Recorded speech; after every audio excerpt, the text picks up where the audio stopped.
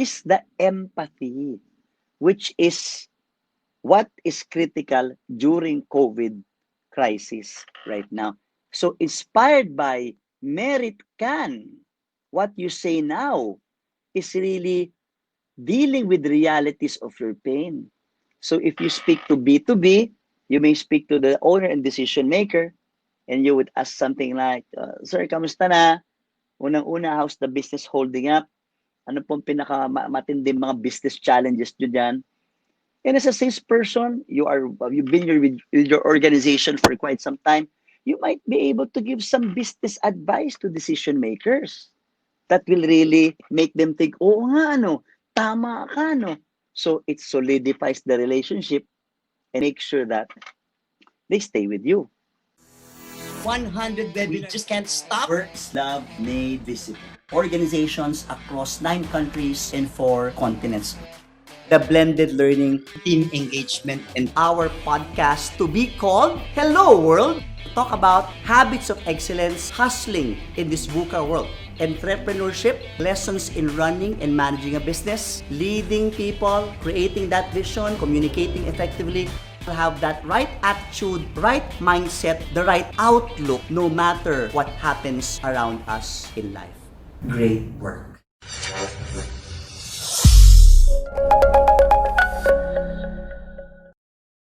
Of course, when you are reaching out to your leads, pre is the preparation, proper is the call itself, and post is the documentation.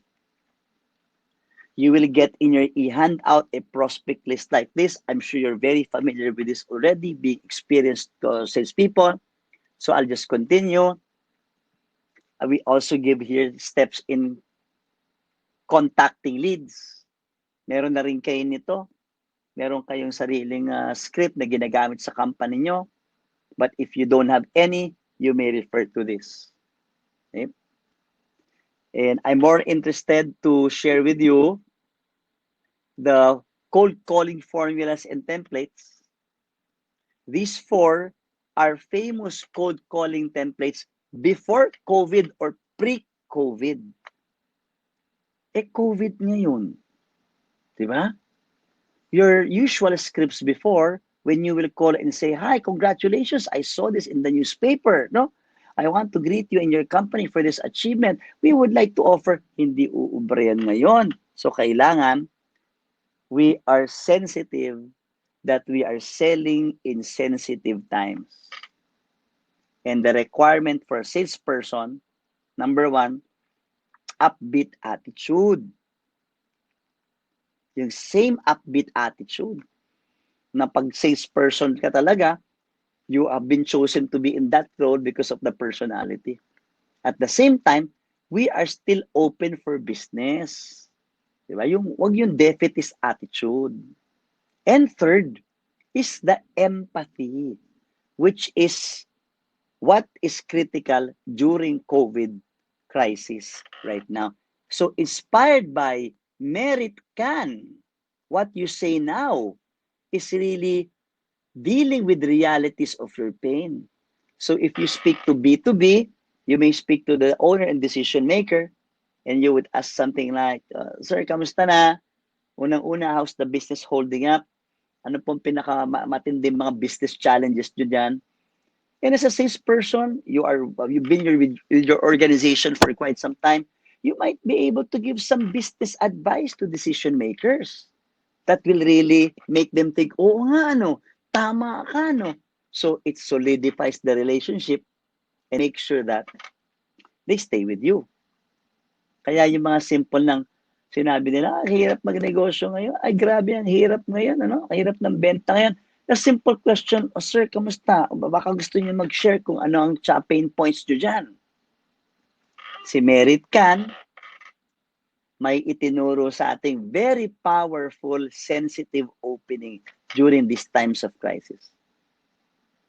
The use of are you open to? I will not normally use this pre-COVID because I usually sell with power. I usually try to influence the client. Pero hindi uubra yan ngayon. You will be seen as an opportunist. The negative meaning of opportunist, taking advantage. Okay? Budol-budol, no? So, using a simple, are you open to this option? Are you open to a 15-minute video call? Are you open to exploring how a technical demonstration can be done through video? Are you open to a free 1-hour webinar? O, ayan, dyan, dami mo nang nakuha sa amin. Pwede mo nang ma-adapt to given your products, no? Okay? O kung ayaw mo naman ng are you open to, if you are okay, actually, are you open to sa first paragraph? Tapos, if you are okay with sa second paragraph, kasi in-introduce mo. Let me go to some examples here. Oh, so my example, I showed that one GM, sabi ko, if you're open to the idea, we have been offering webinars, we can deliver a free 1-hour webinar. The GM responded to me, I think this is a great initiative. Email to ha. Yung susunod ay another email to one of the biggest companies in the Philippines. Okay? Praying that you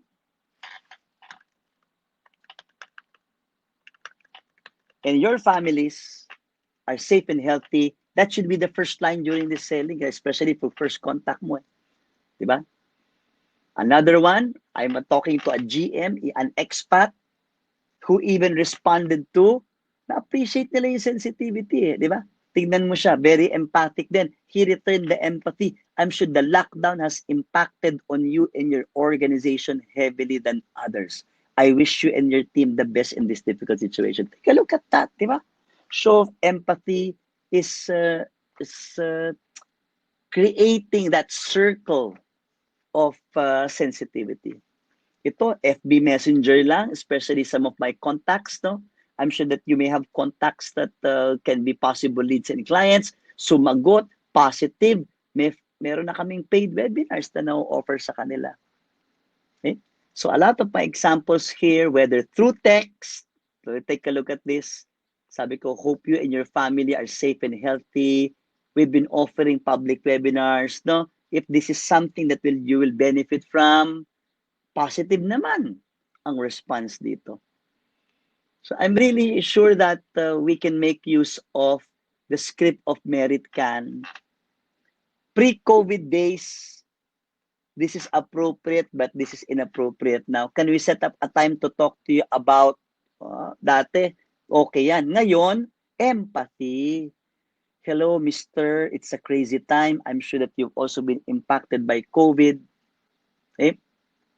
Are you open to talking about your business challenge? So, you may start with that. Ako naniniwala, no, John, and kahit kay Jay, no, na ang pwede nating foot in the door ngayon ay business advice.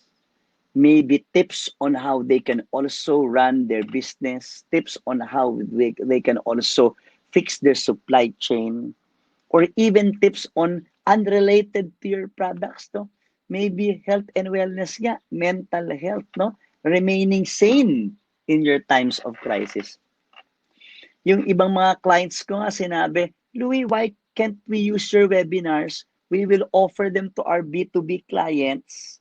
Tapos, ipa-plug namin yung aming products and services. Di ba? Yes, that is possible.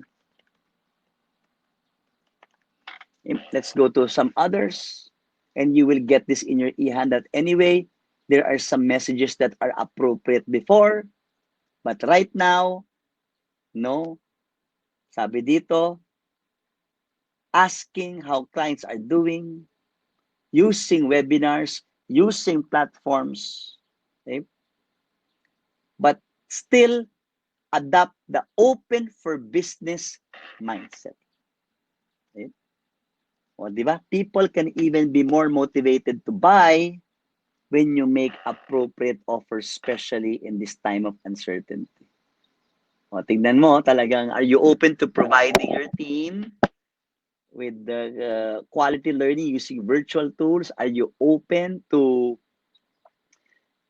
learning about how you can learn more about our new products using these new platforms? Okay? So kung ikaw ay food delivery business, anong sabi dito? Dati, enjoy our beautiful ambience. Anong ambience? Hindi nga possible na lumabas. The appropriate offer is, are you open to a great meal you could pick up so we can continue to pay our employees and you can enjoy our delicious meals. There's also an appeal in social responsibility here so we can continue to pay our employees. But if I may just close all of these examples, ang pinaka-importante dito sa are you open to script is nobody wants to say no. Nobody wants to be perceived as a closed-minded person. Kaya nga ang networking version nito yung open-minded ka ba? Mas relevant at appropriate during these times of COVID. Hi, this is Louis Banta, CEO and Chief Consultant of LJMB. Thank you for watching my webinar, and to watch more videos like this, click subscribe and hit the bell icon down below. If you like this video, please give it a thumbs up, comment down below, and share it to others.